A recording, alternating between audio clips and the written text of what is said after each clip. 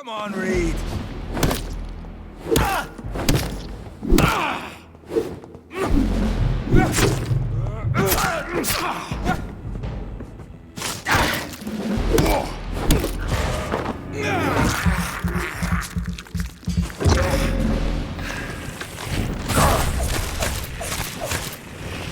If you're so innocent, I'll pin you down!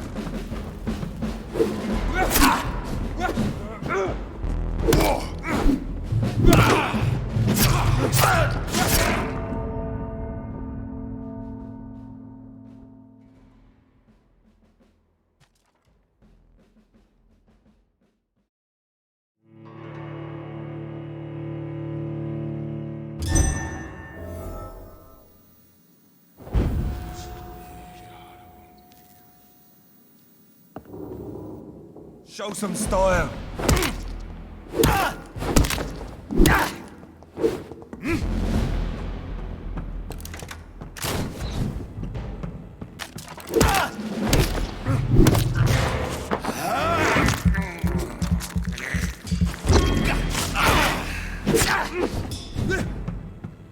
Your poisonous bite is useless on me.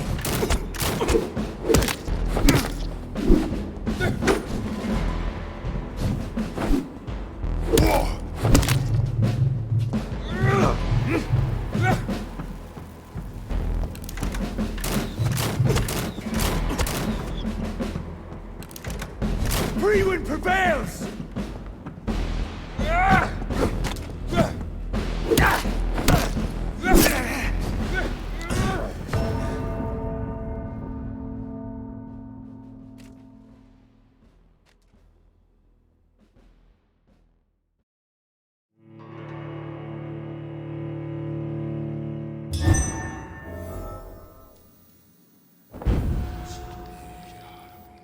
I'll pin you down!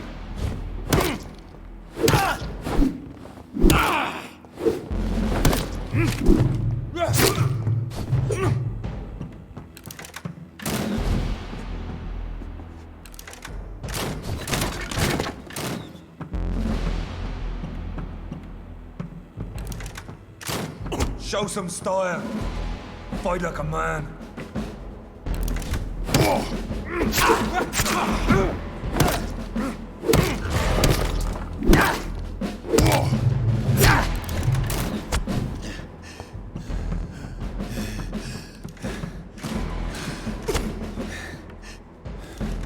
Come on, Reid. Try something else.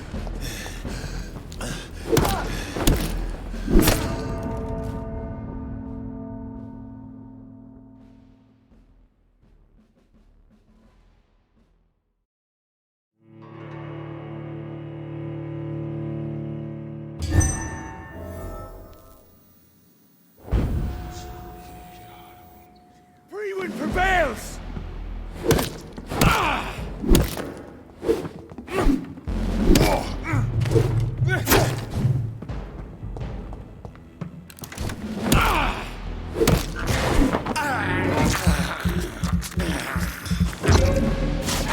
I know!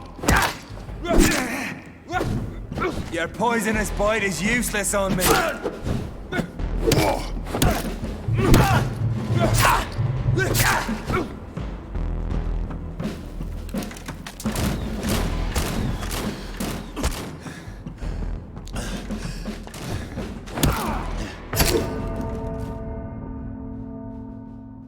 pin you down!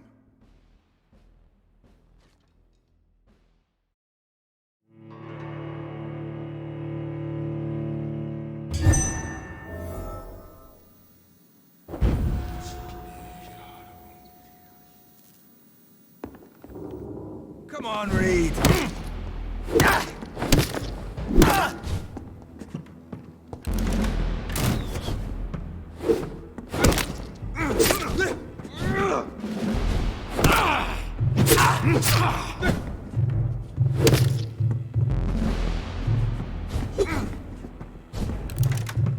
Freewind prevails!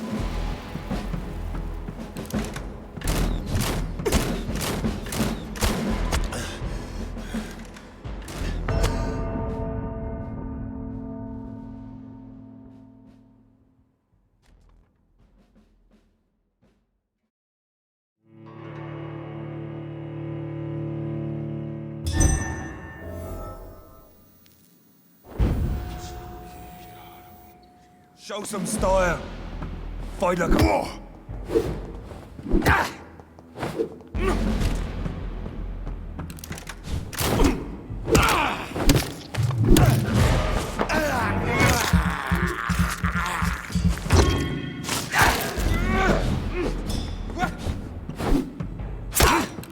Your poisonous bite is useless. Close your eyes!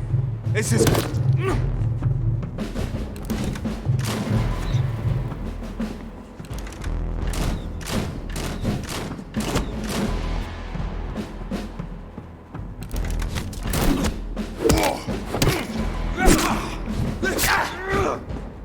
I'll pick you up!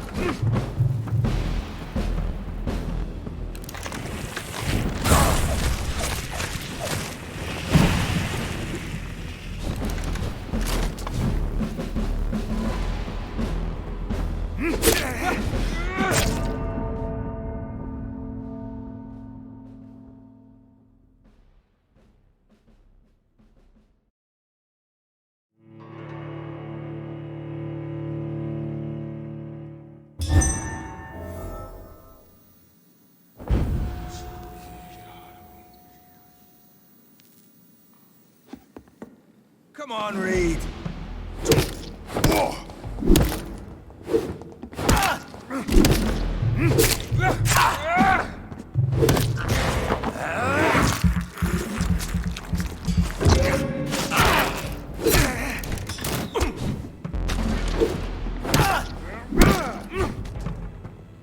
Show some style.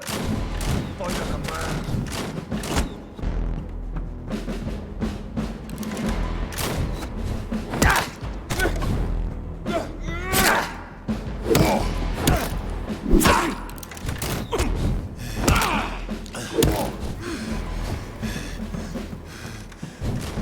Your poisonous bite is useless on me.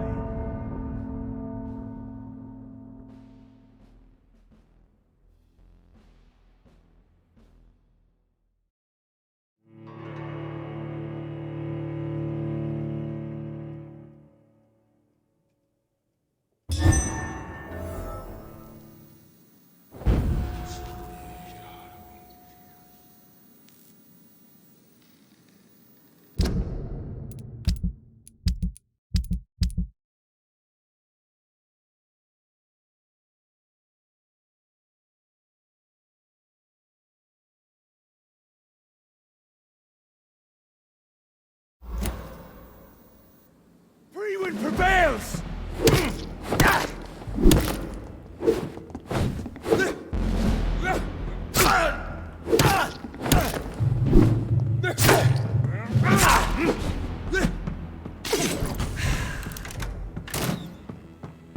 If you're so innocent...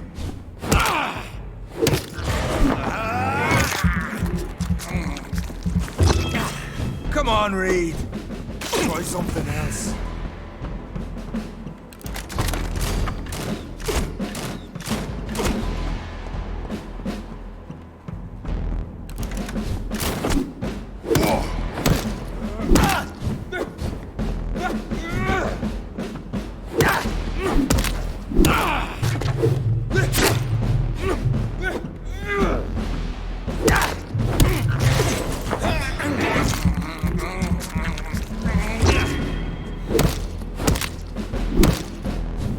The blood of a true defender of this land will protect me. Close your eyes!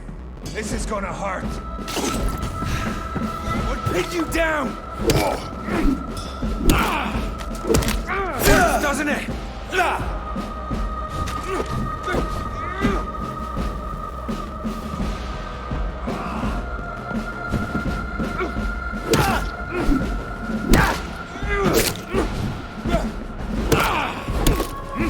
Freewind prevails! True light!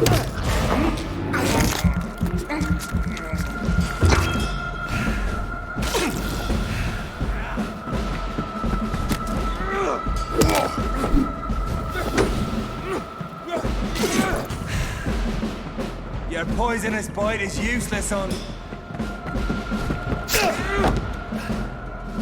I know!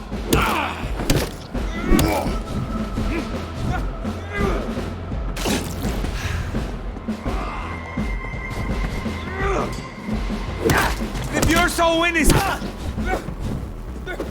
Show some style. Fight like a man.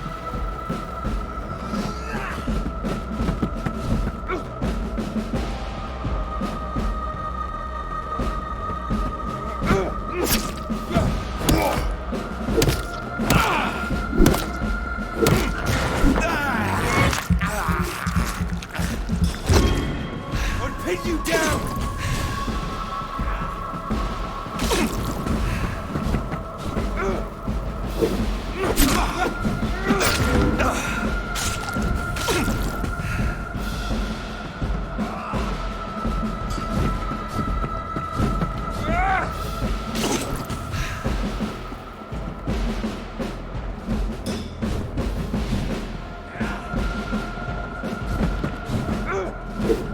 Close your eyes!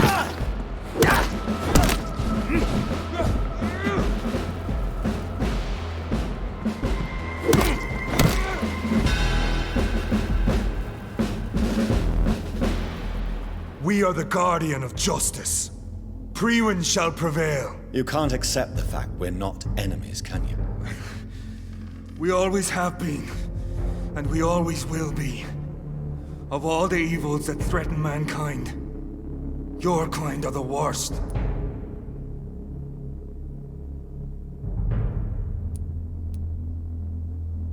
I'm not saying we could be friends, you and I. But perhaps we could collaborate to put an end to this epidemic. Never! We are Priwen. We do not negotiate. We do not compromise. There is no way you'll ever let me be, McCullum. You'll always hunt me down, won't you? There is no escape, Leech. Kill me now. For there is no way you can sway me to your ideals.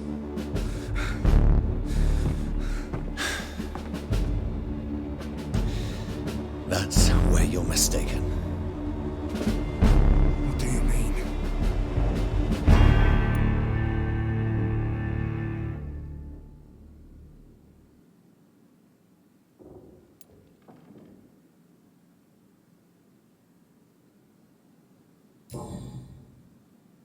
I'll spare you, McCullum. I'll offer you the mercy you never offered me. What is this ruse? This is no ruse, McCullum. This is me letting you go. After all, you and I are both trying to save this poor country in our own way.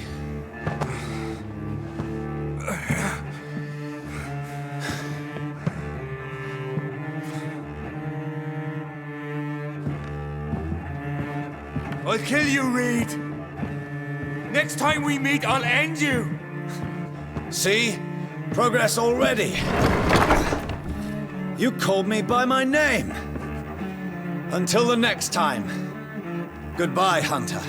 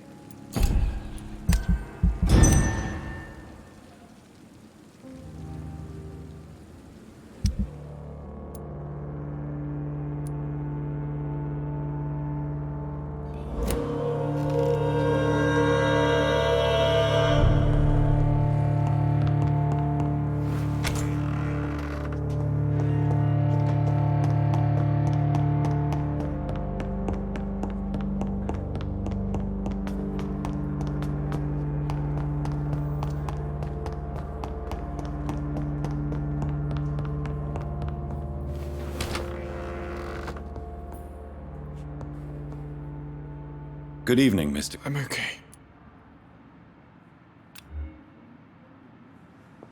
Do you need any... I'm afraid... You are not... And you have... Admit it, Mortimer. Your mother had you hospitalized here because you tried to kill yourself. Yes, it's true. All right, then.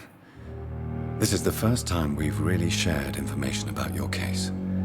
Shall we call this progress? Call it what you want, Dr. Reid. You can trust me. I won't report you to the authorities. My one and only concern is your health. I guess I should thank you, then. Can I help you in any way, Mr. Goswick? I wrote a letter for my mother. She was supposed to read it after my death. But I suppose she doesn't have to read it now. I see. And is this letter still near the place where you tried to take your own life? Yes. And I don't want anyone reading my last words. I mean, I'm still here. If you bring me back that letter, then perhaps we'll talk.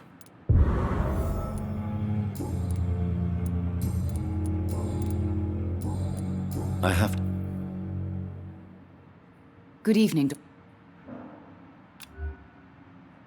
Do you Do you know? Despite... Well, at least... Your son wished to die, Beatrice. Why did you hide such crucial information? Are you not aware suicide is a crime? Mortimer could be thrown in jail.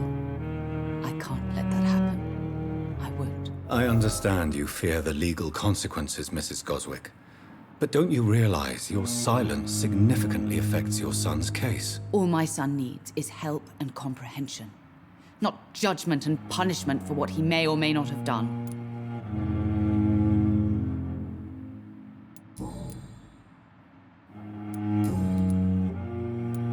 I've read your son's medical report, Beatrice.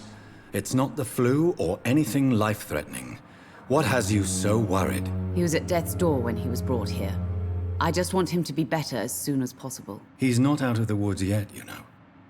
He might need to stay here longer than expected. Take care of him then, Dr. Reid. People here only seem to focus on contagious patients. I worry my poor Mortimer will be neglected. Goodbye.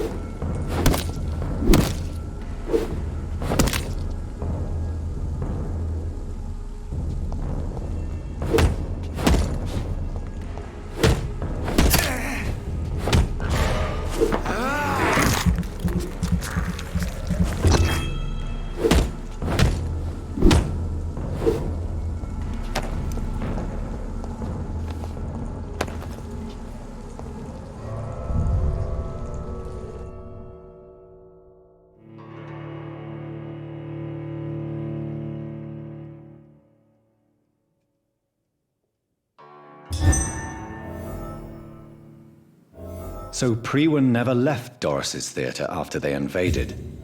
They must be holding Edgar here in their new headquarters.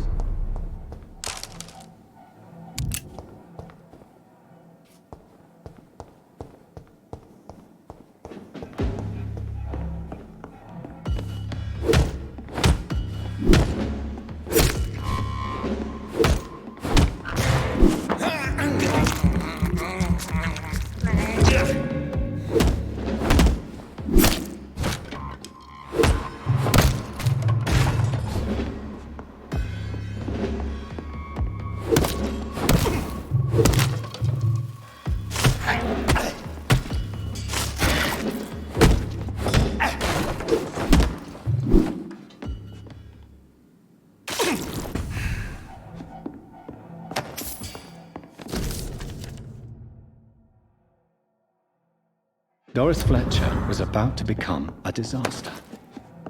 I'm getting close to having all the evidence.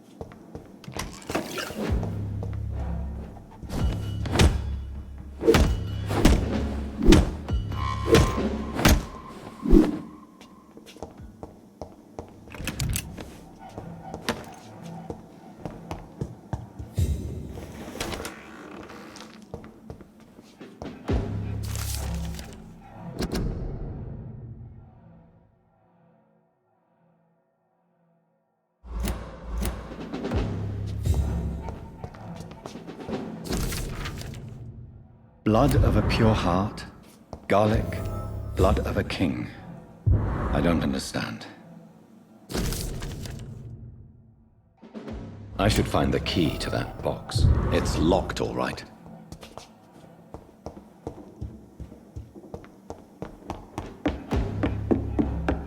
I cannot enter.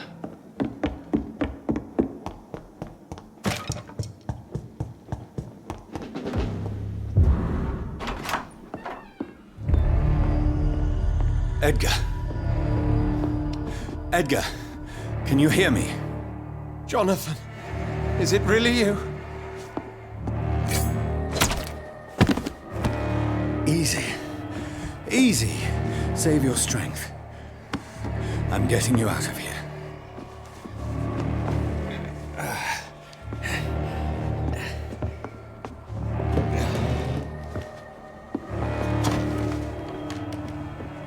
Don't try to spare me. As a physician, I know all too well when it's too late. Punctured lung, broken ribs, and internal bleeding. An accurate diagnosis, wouldn't you say? Edgar, what happened? They wanted me to confess. Beat me black and blue. Jeffrey McCullum ambushed me at the Pembroke Hospital. He was convinced you and I were responsible for the Skal epidemic. I never imagined that self-righteous fanatic would dare to attack us in the open.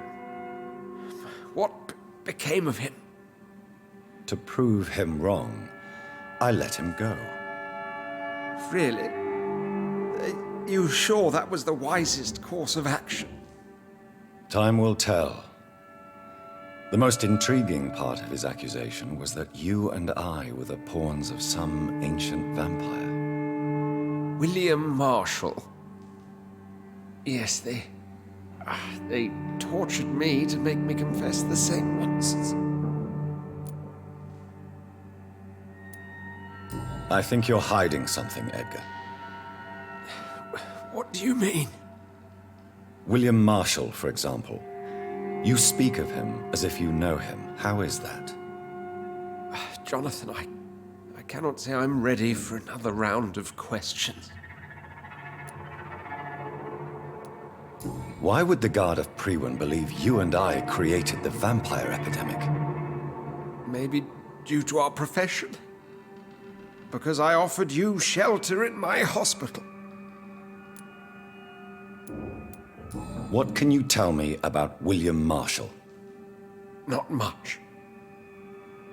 History paints the story he was the greatest knight who ever lived. Amongst the immortals, he had a yet greater legend.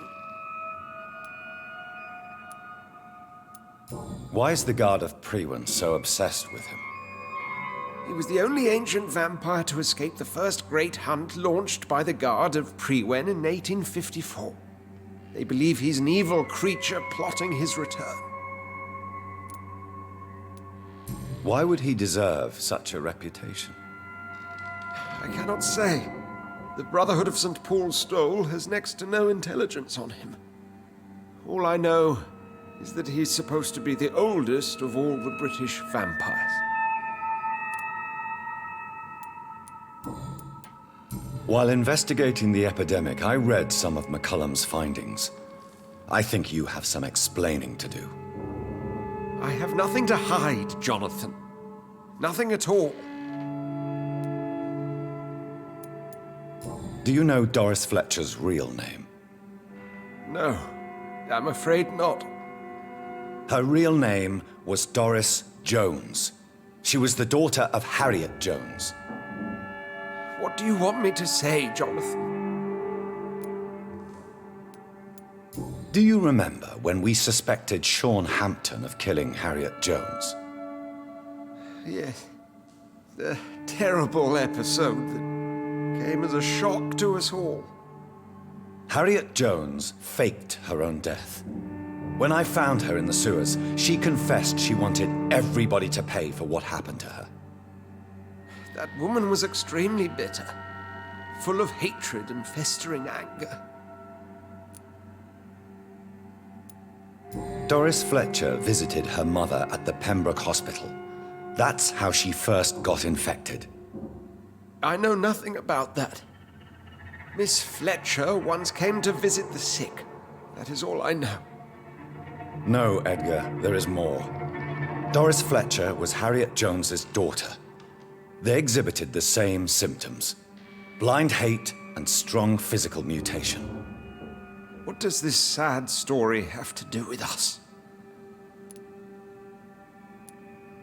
Do you know where we are? Doris Fletcher's theater. This is where that hateful creature plotted to spread the epidemic across London. I only briefly met Miss Fletcher once when she visited the Pembroke Hospital. You say it was to see her mother. She seemed like such a sweet and graceful woman. My point exactly. The disease turned her into a bitter soul, driven by vengeance just like her mother, a symptom of all the infected patients. Certain diseases are known to produce similar effects. Rabies, for example. And rabies is not the devil at work. Come on, Edgar. Don't you see the pattern here? The epidemic, the link between Doris and Harriet, the suspicion of McCullum? How could I? I never saw Harriet Jones again after she fled the hospital. Doris and Harriet shared more than a hidden family bond. They were the embodiment of the epidemic and are linked to the Pembroke Hospital. Come on, Edgar, this is no coincidence. I swear I'm at a complete loss. All I did was administer vampire blood to cure old Harriet. There was no evil plan, no diabolical plot. You did what? I tested the regenerating and healing properties of vampire blood on Harriet Jones. My only intention was to find the cure for influenza, I swear. Whose blood did you use? William Marshall's? Mine? Lady Ashbury's. While transfusing her with human blood, humanely appeasing her hunger, I also kept samples of her blood for my research. You used her blood on Harriet Jones? My God, Edgar, that's unethical. You betrayed 2 of your patients at the same time. Right, I admit it. I boldly ventured into experimental realms, but I've killed no one to appease my thirst for knowledge, Jonathan. I'm no murderer. I never asked to become what I am, Edgar. You chose to conduct your rogue experiments. You have worked beside me. You saw what I'm doing at Pembroke Hospital. Jonathan, you know I'm not an evil soul. Just another victim of this tragedy.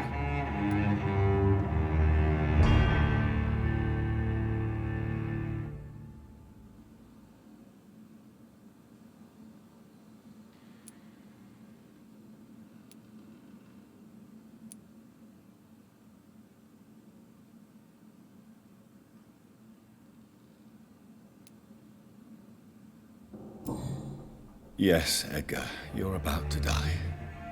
I won't say it's fair, but I can't say you don't deserve it. Your words hurt deeply, Jonathan. They come from a friend. I helped you, remember? Yes, I remember. The second I saw you in that bar, I knew we would accomplish great things, you and I. I thought you were a vampire, till you brandished that cross.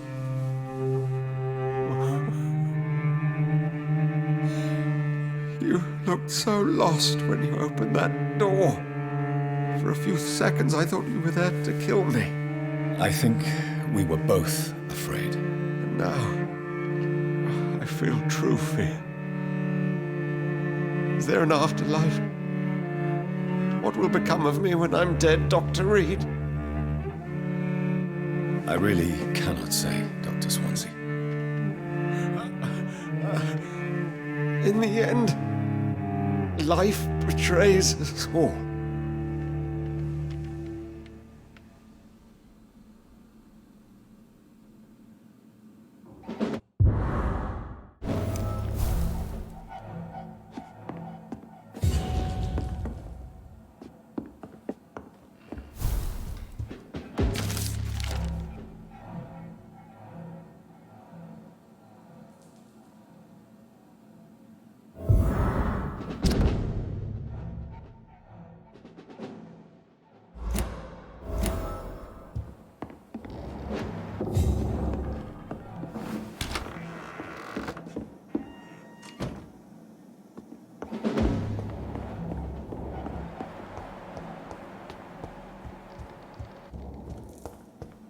It's locked.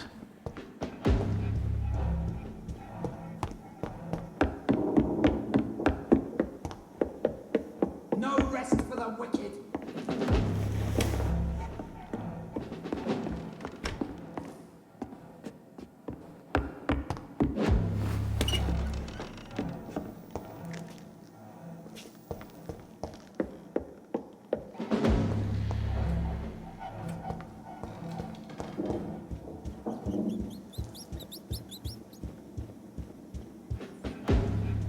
Leech spotted!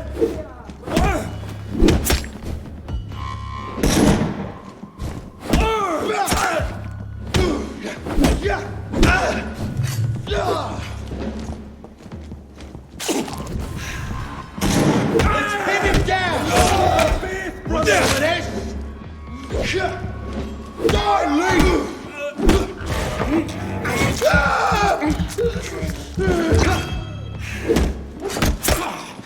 I have it. I can now open the box.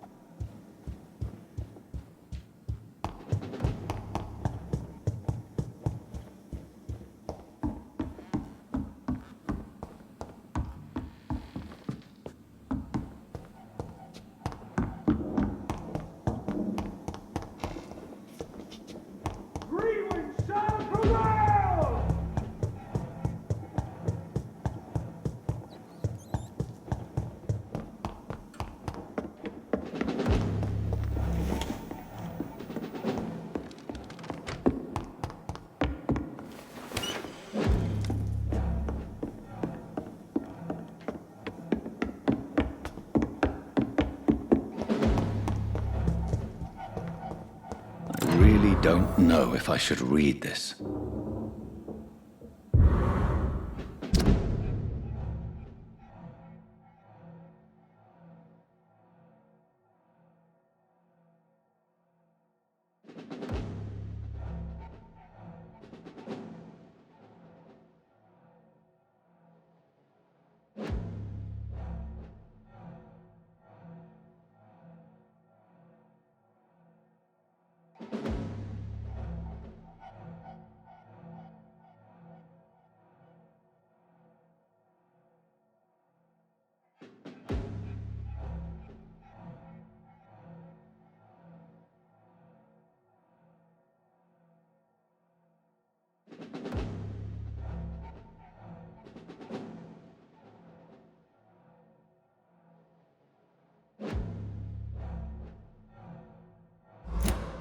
I can't believe it.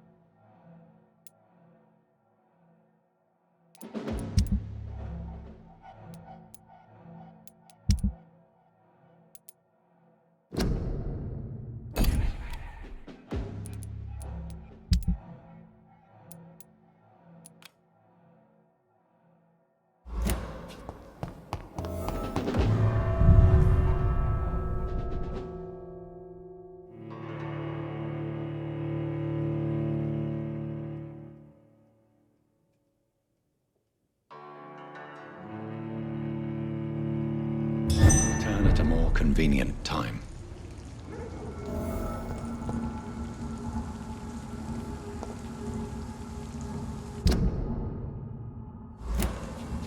So Harriet Jones became the original carrier when Edgar gave her vampire blood. I must tell Elizabeth.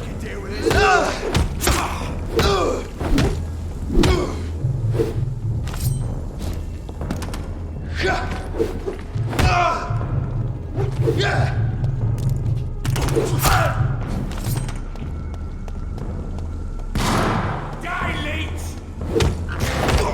He's dead! Eat this!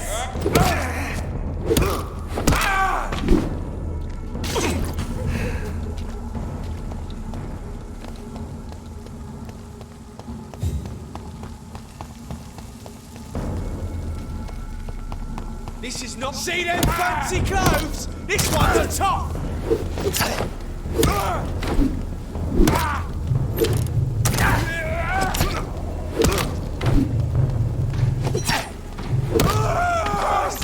He's dead!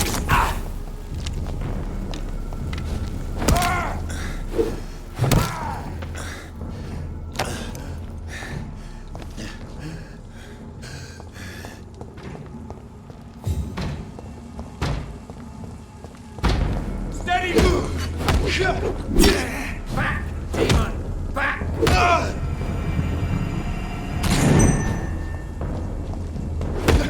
Steady, boys!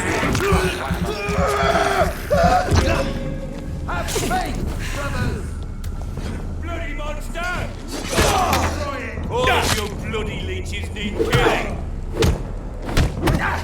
Bloody leech!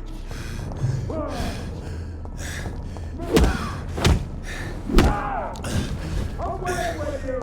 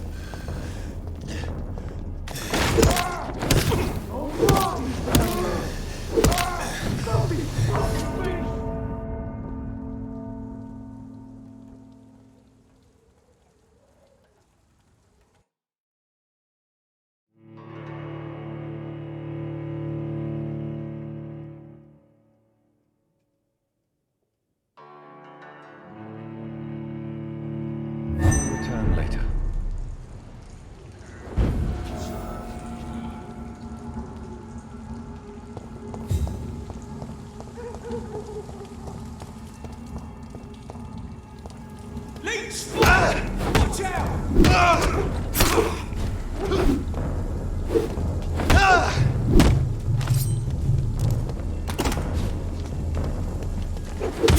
Take him!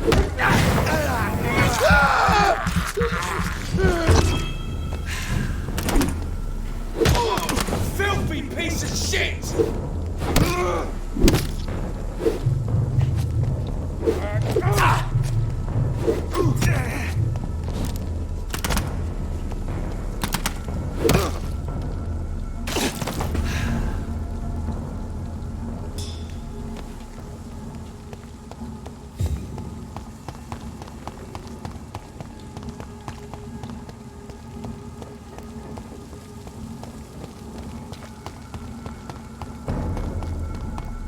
Best stay back, sir. Over there! One of them vermin! Christ, he's dead!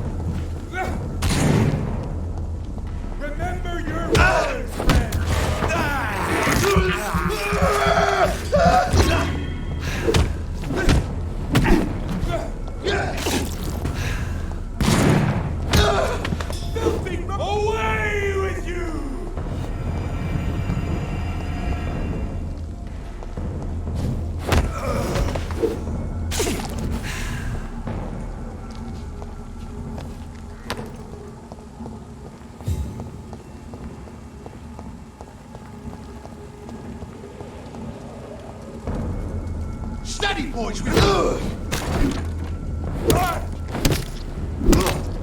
Fight for this! You leeches!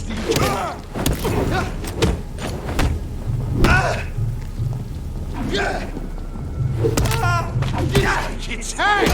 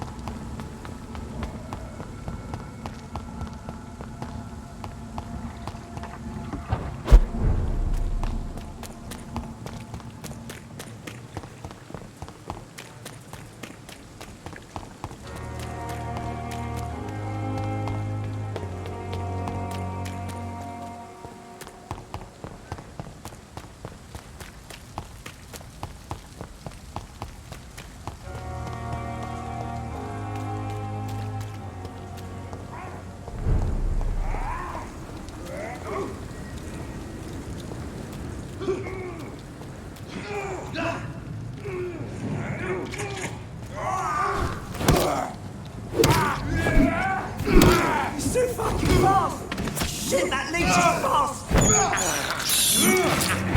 This is despicable.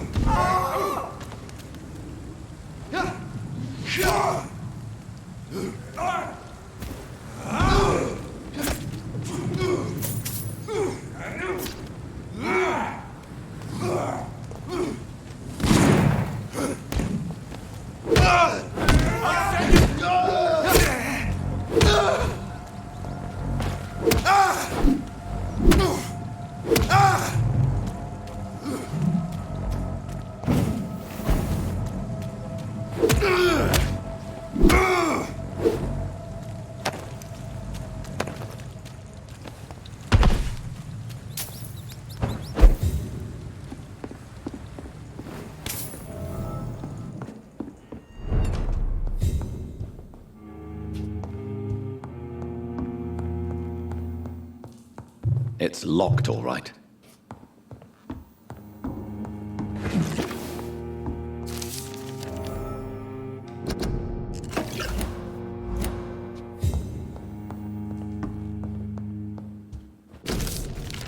In this letter, Mortimer Goswick does nothing to hide his desire to die. I could give it to his mother, but doing so would betray his trust. Stupid fucking beast! Filthy fuck you! Get back in the tree! You'll pay for this, you want some of this!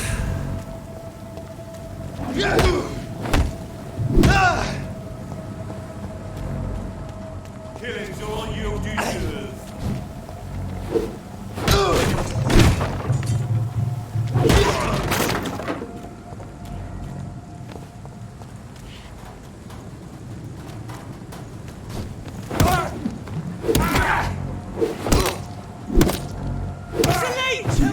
The power of the Lord commands you!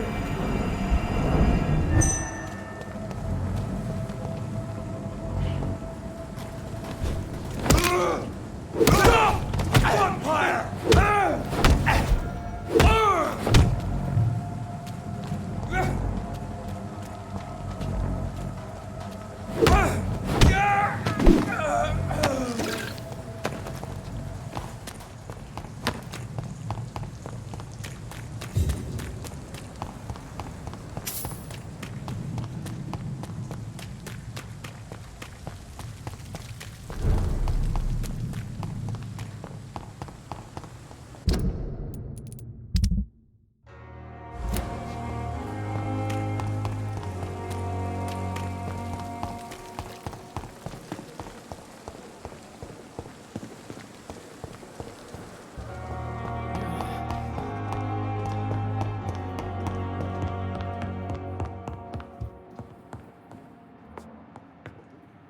Good evening, Mr. Goswick. I'm okay.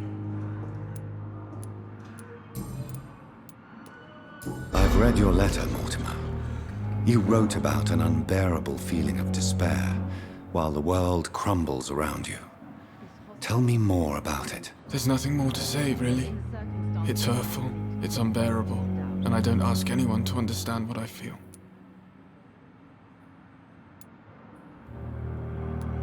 Don't you see how lucky you are? You're rich, you're in good health, and you have a loving mother. You're simply drowning in self-pity. Leave me alone then, Doctor, and let me drown myself.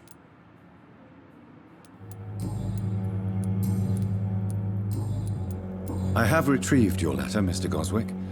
I can assure you that nobody read it but me. Thank you. This is for you, then. For your help. And for your silence. I think you should talk to your mother. It would be good for both of you. Thank you, Dr. Reid.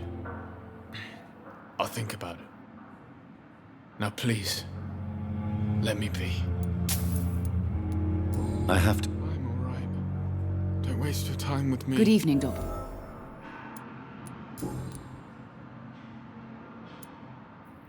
Mortimer is extremely vague as to his motivations for committing suicide. Tell me more about what you know. As you say, Mortimer had no reason to die. All he said to me was that he wanted to make the world a better place, but couldn't. Why did your son feel so useless when facing the world? I think it was more that he could only see the melancholy facets of life. He couldn't help but dwell on such things. What do you think he meant by making the world a better place? Mortimer has always been a sensitive soul.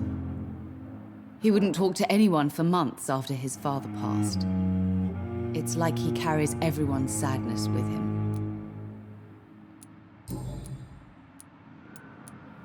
You realize your son could try to kill himself again.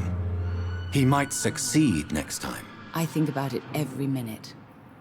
But I won't stop fighting for my son's future. That's how much I love him.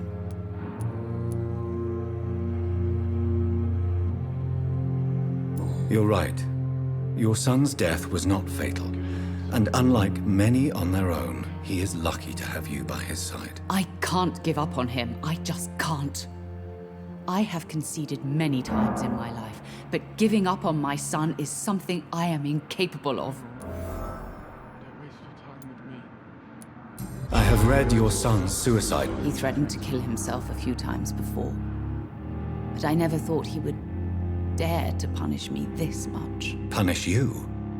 Why? I've known for a long time he was not happy with his life.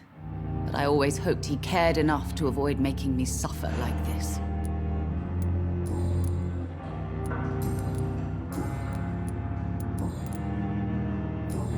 Goodbye, Miss.